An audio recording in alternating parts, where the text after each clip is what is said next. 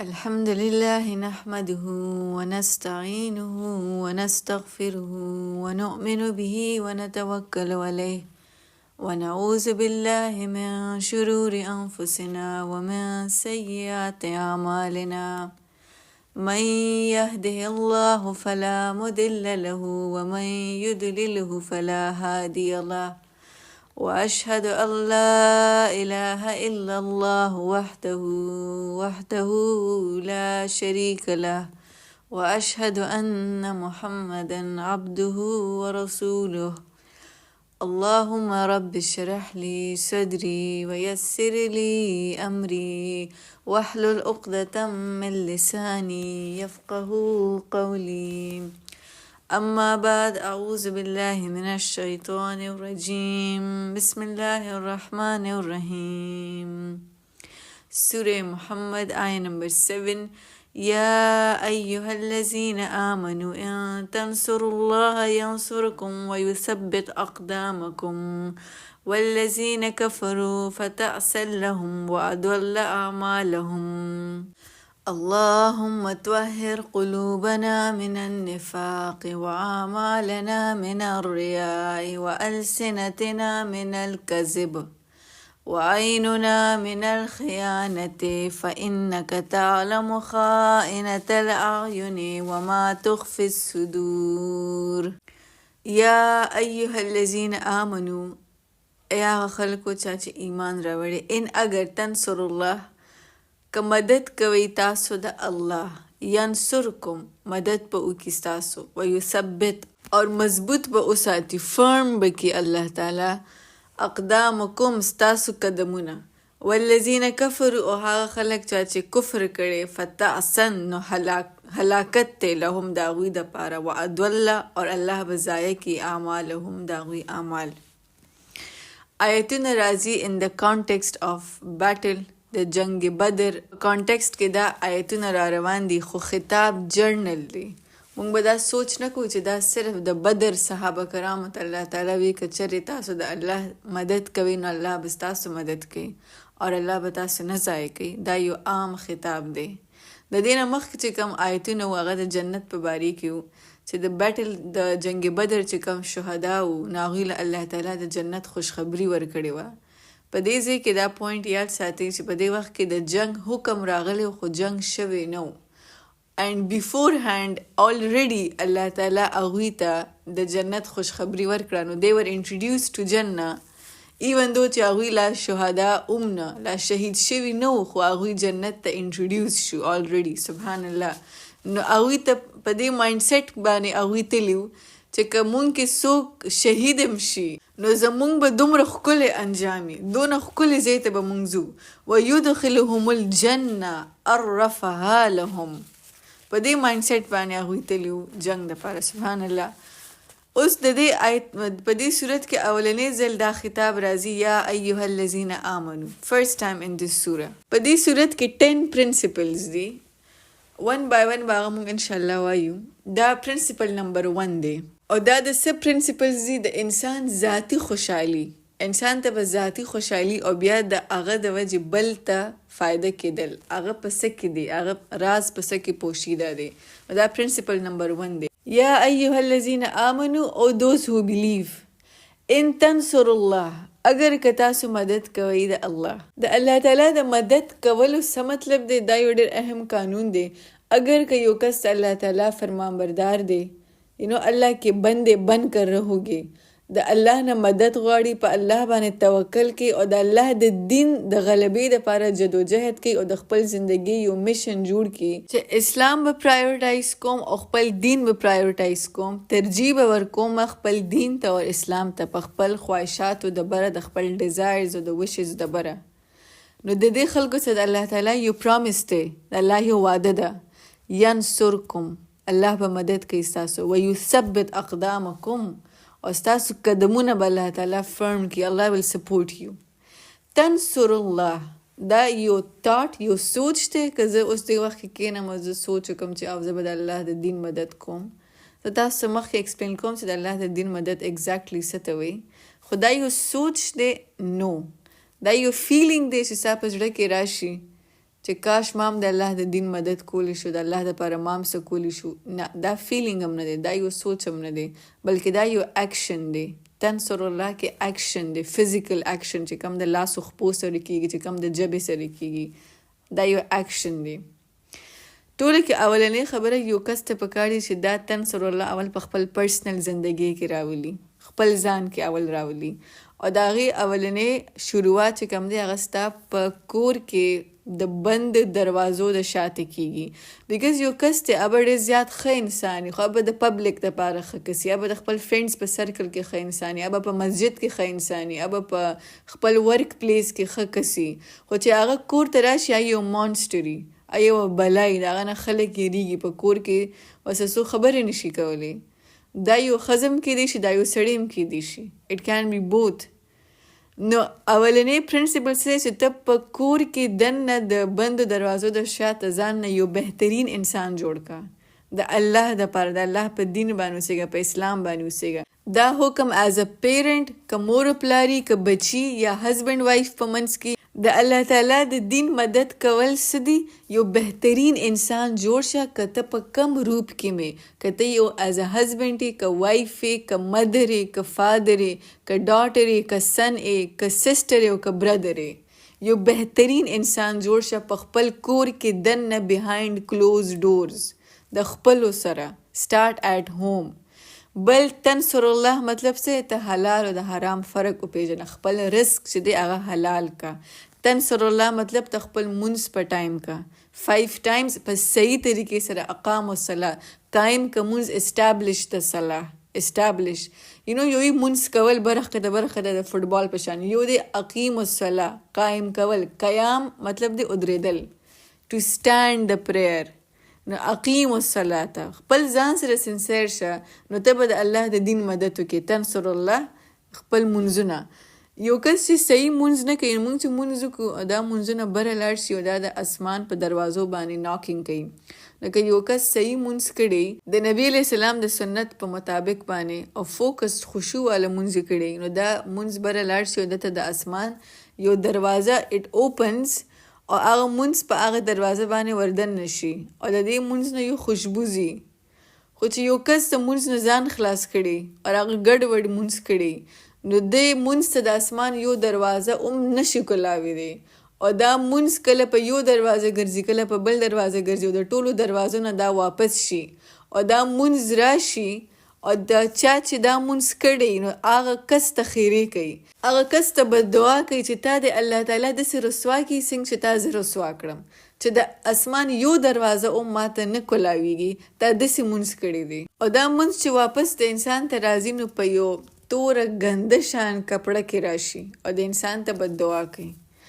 نو تنصر الله مطلب دی صحیح مونځ کول، تنصر الله مطلب دی روزه نیول، تنصر الله مطلب دی سچ ویل، همیشه ټروتفولنس. د الله تعالی محبت دی د هغه خلکو سره چې کوم په خوله باندې همیشه سچ وي. که انسان غواړي چې ما سره د الله تعالی محبت وکړي، نو هغه د خپل ژبې نه دروغ لري. تنصر الله مطلب دی چې ته د اسلام په خلاف چې څونه اسلاموفوبیک خلک دي، د هغوی په خلاف ته سټرانګ ودرېږي. تنصر الله مطلب آلسو چې ته د کور نه بهر هم ایکسټرنلی ښه بریو او ښه کانفیډنټ یو پریکټسینګ مسلم یې.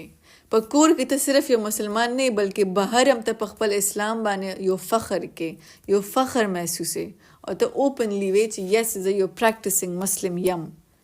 نو د دې هر څه اینډ ریزلټ به څه راوځي چې یو انسان تنصر الله کوي، د دې اینډ ریزلټ نتیجه څه راوځي؟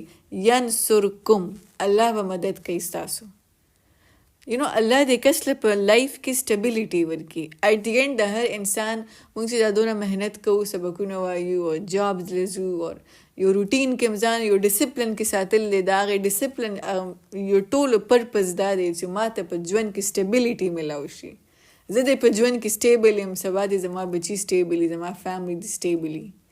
الله تعالی وی ته تنصر الله کوه، زه به تعالی سټیبیلیټي در کوم. ینصرکم، زه به ستا مدد کوم، او صرف مدد به دې نه کوم، و یثبت اقدامکم، زه به ستا قدمونه مضبوط ساتم، ته به نه ضایع کېږي، ته به نه خرابېږي، فکر مه کوه.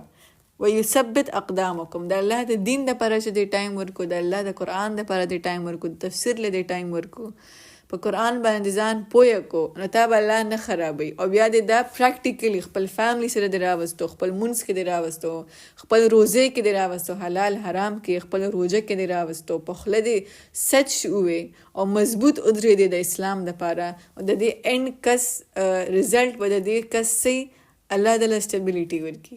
ینصرکم ویثبت اقدامکم. والذین کفروا، او هغه خلک چې انکار کړی دی، فتعسل لهم، نو هلاکت ته د هغه دپاره، نو هلاکت ته د هغوی دپاره.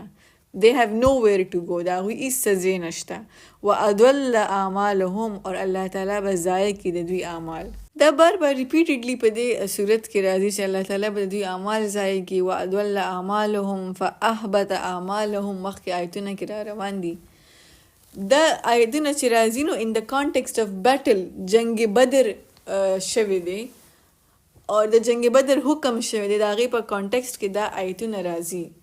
نو کیپ دیٹ ان مایند چې واضل اعمالهم، مشرکین مکه ور انډر د امپریشن چې هغوی یو ډېر ښه خلک، هغوی ډېر ښه خلک دی، چې دی آر ریلی ریلی ګډ. د هغوی دا سوچ و، بیکاز حجیان به راتل، دوی به ول اوبه ورکولې، خوراک به ول ورکو، د خپل کورونه، د دوی په کورونو باندې به دروازې نه وي په مکه کې.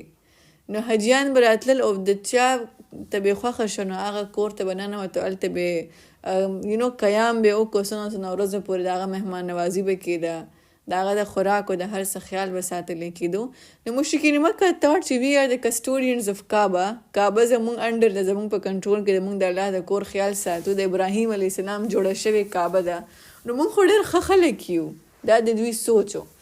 بټ یو کس دلته کې دا مسله واضحه کېږي د دې آیت نه، چې یو کس چې څومره ښه شي، که د نورو خلکو په نظر کې هغه څومره ښه شي، خو چې د الله تعالی کم سټانډرډ اف ګډ ډیډ دی، د الله چې کم معیار ساتلی دی د ښه او د بد، که د هغې مطابق نه دی، نو بس هغه د ځان دپاره د ښه، او په دنیا کې چې څه عمل کړی به الله ضایع کړي. بیکاز د الله مطابق هغه ښه نه دی، د انسانانو مطابق هغه ښه دی. زما د ستا سوچ مطابق دا یو ډېر ښه انسان دی، دونه پولایټ دی، دونه ښه پرسنالټي دی، دونه هیلپفل دی، هیومانیټیرین کس دی، دونه چاریټیز یې ورکړل، دا پروګرام سپورټ کوي، هغه سپورټ کوي، دومره فنډز یې ولیږل، نو مونږ وایو دا خو ډېر ښه انسان دی.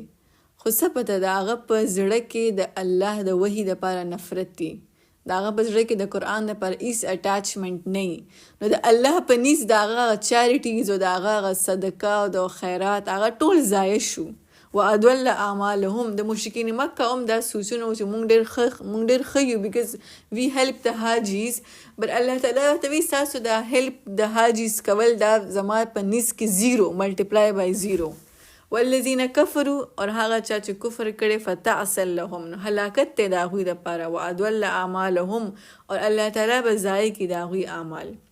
ذالک، اوس د دې الله ایکسپلینیشن ورکوي چې ستاسو اعمال به زه ولې ضایع کوم.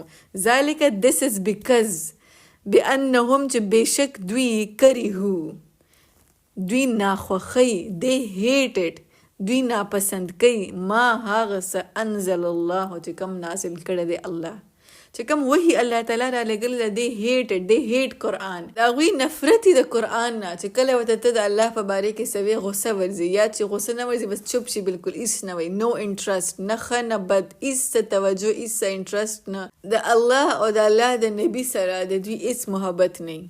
نو دا ځکه الله تعالی کریهو، چې دوی ناخوښۍ د الله تعالی وحي، فاحبط اعمالهم، نو په دنیا کې د څومره ښه انسان شي، یو بهترین کس شي، ټول سوسایټي او ټول خاندان کې د هغه په یو ښه انسان باندې مشهوري، خو چې قرآن سره اټاچمنټ نه، قرآن نه پیژني، وحي نه پیژني، د نبي علیه السلام سنت نه پیژني، او د الله په نیز هغه یو ښه انسان نه دی، بلکې د هغه اعمال ضایع شي. فاحبط، نو الله تعالی برباد کی. احباط means to cancel out. اللہ تعالیٰ برباد کی اعمالهم داغوی اعمال. اور اعمال لفظ جرنلی ان دا قرآن دا خ کارونو دپاره استعمال کیږي. خو چې کله دې سره سیئات یوځای شي نو هغې نه بیا مطلب دی بد عمل.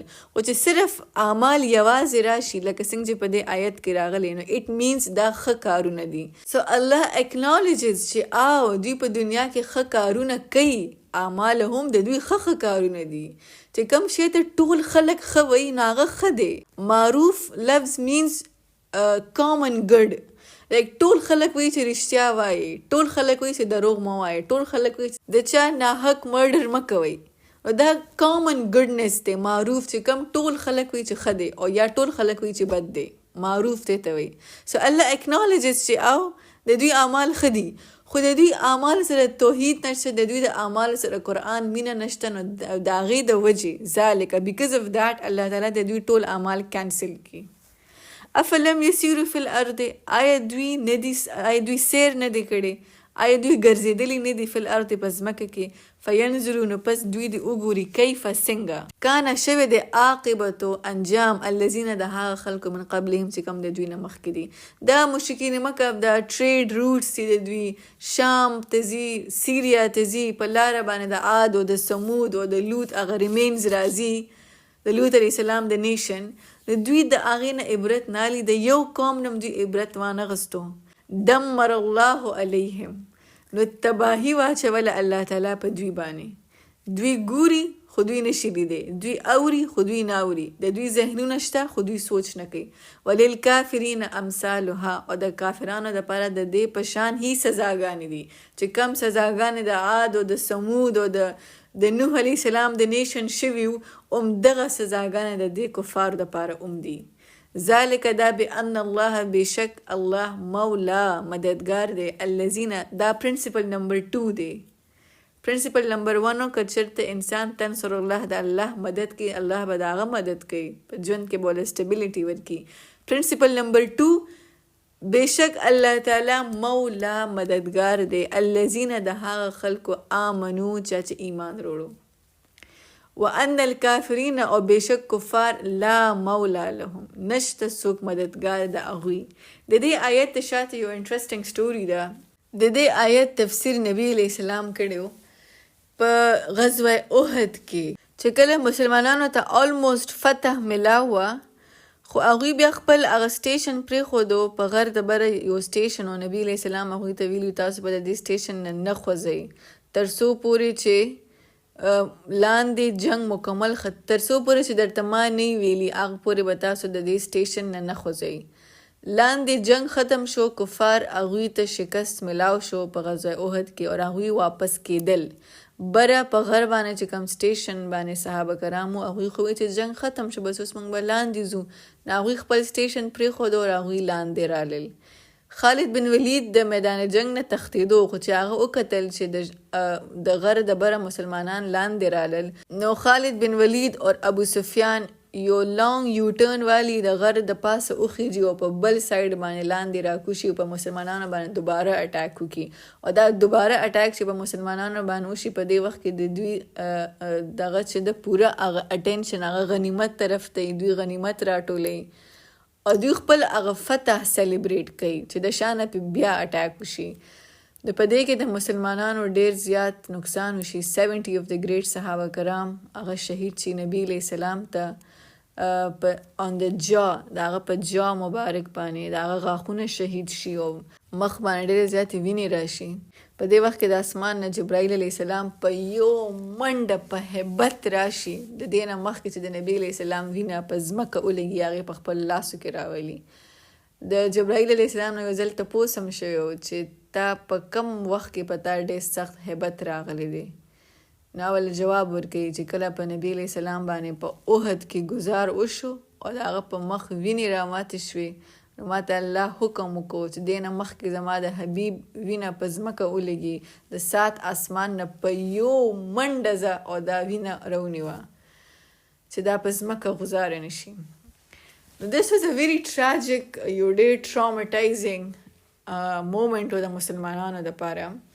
ابو سفیان او خالد بن ولید چې کوم بعد کې بیا مسلمان شوي وو او هغه د صحابه کرامو نه بیا شامل وو، خو په دې وخت کې هغوی ایمان نه راوړی. نو ابو سفیان د غر د پاسه وخیږي او په یو تیز اواز باندې وایي مسلمانانو په تاسو کې محمد شته؟ هغوی خو صلی الله علیه وسلم نه وی. په تاسو کې محمد موجود دی؟ د نبی علیه السلام مسلمانانو ته وی دله جواب ما ورکوي. نو بیا هغه یو تیز اواز سره ووایي چې په تاسو کې ابوبکر موجود دی؟ د نبی علیه السلام بیا جواب ورکي مسلمانانو ته چې دې کس له به جواب نه ورکوي. نو په دریم ځل ابو سفیان بیا اوچت اواز سره وایي چې په تاسو کې د خطاب زوی موجود دی یعنی عمر، او بیا وایي دا ټول مړه شو، په نن ورځ دا ټول مړه شو، محمدم، ابوبکرم او عمرم. نو عمر رضی الله تعالی عنہ په ځان باندې قابو رانه ویلي بیکاز دا داسې پرسنالټي والا او هغه په یو تیز اواز کې ولا جواب ورکي چې د الله دشمن ته دروغې او ستا د رسوا کولو دپاره اوسه پورې موږ لا ژوندي یو. په دې باندې ابو سفیان یو ناره ولګوي او هغه نارې کې وایي اولو هبل اولو هبل. هبل د دوی هغه دیوتا وه، د دوی بتو، او یو ناره کې وایي چې د هبل کی جې هو، هبل کا بول بالا هوا. هبل په نن ورځ باندې موږ له مدد وکړو، زموږ سپورټ یې وکړو.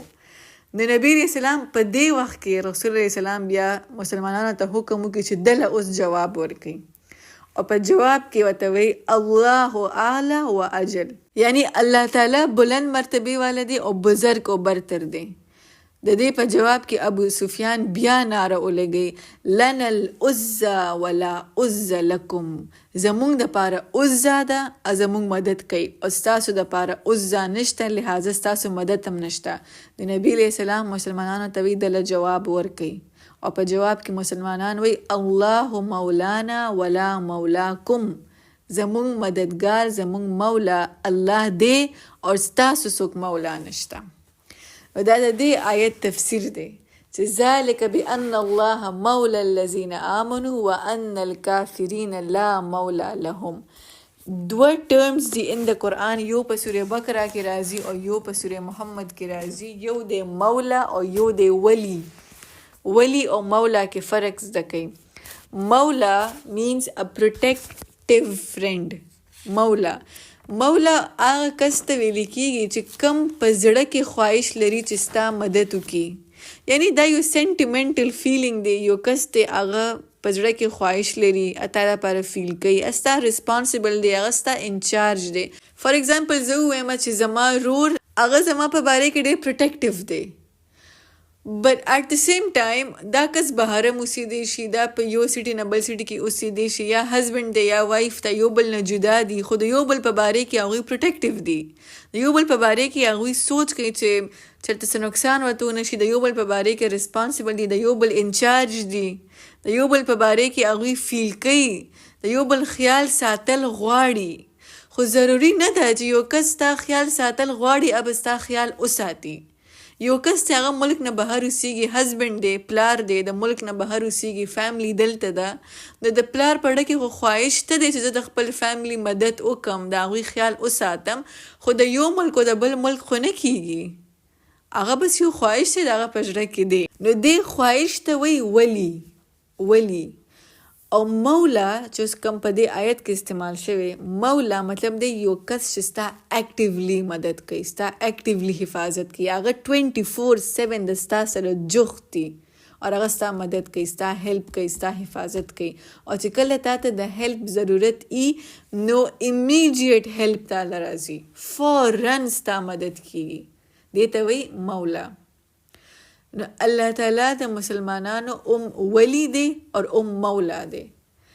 الله تعالی زمونږ په باره کې پروټیکټیو هم دی او پروټیکټینګ هم دی.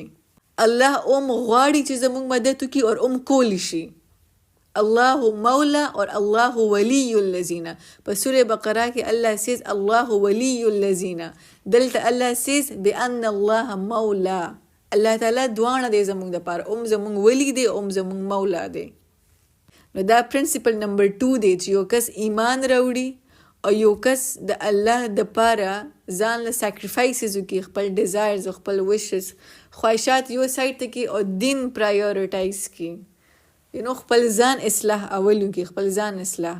او د دې کس دپاره الله تعالی ولی دی مولا دی. الله ولی الذین آمنوا یخرجهم من الظلمات الى النور په سوره بقره کې راځي. And interestingly دلته الله says وان الكافرین لا مولا لهم، او د کفار د پاره لا مولا لهم څوک مددگار نشته. مولا ما تاسو ته وایي څه ته وایي چې یو کس هغه فورا ستا مدد کولی شي، immediate help ستا وکړي. او د کفار د پاره به ډېر ولی ای، د کفار به ولی ډېر موجود. یو کس به ماته وایي چې او زه ستا په سایډ یم، بل به ماته وایي چې او زه ستا مدد کوم، که څه مشکل درته رالو نو بس ما ته وایه زه به ستا هیلپ کوم. د هغه ولی کیدی شي، د هغه به ډېر ولی ځي، خو د هغه یو مولا نشي کیدی. مولا مطلب دا چې کم په ریښه ستا مدد وکړي، کم اکچوال په ریالټي کې ستا هیلپ وکړي، هغې ته مولا وایي. او د کفارو خو ولی شته دی، خو د هغوی مولا نشته. د الله د دشمن چرته هم نه په دنیا کې مولا کیدی شي او نه په آخرت کې مولا کیدی شي. ان سوره بقره الله سیز والذین کفروا اولیاءهم الطاغوت، اور هغه چا چې انکار کړي، چا چې کفر کړي، اولیاء د هغوی اولیاء یعنی د هغوی ولی هغه کس چې کم صرف یو خواهش لري چې زه ستا هیلپ وکم، نو د هغوی دپاره د هغوی ولی صرف طاغوت، صرف شیطانان دي، صرف شیطانان لیډرز د هغوی صرف به د هغوی د مدد یو خواهش به کوي چې بس د دوی مدد وکړو، خو په ریالټي کې کولی نشي، مدد نشي کولی. مولا د هغوی په دنیا کې نشته. مولا صرف او صرف په دنیا کې د مؤمنینو دی، الذین آمنو، چا چې ایمان وروړو. ذالک بان الله مولا، او دا ځکه چې بېشک الله تعالی مدد کوي د هغه خلکو چا چې ایمان راوړي. وان الکافرین لا مولا لهم، او بېشک کفار خلک د هغوی دپاره څوک مددگار نشته. With this we conclude. بارك الله لي ولكم في القرآن الحكيم ونفعني وإياكم بالآيات والذكر الحكيم. السلام عليكم.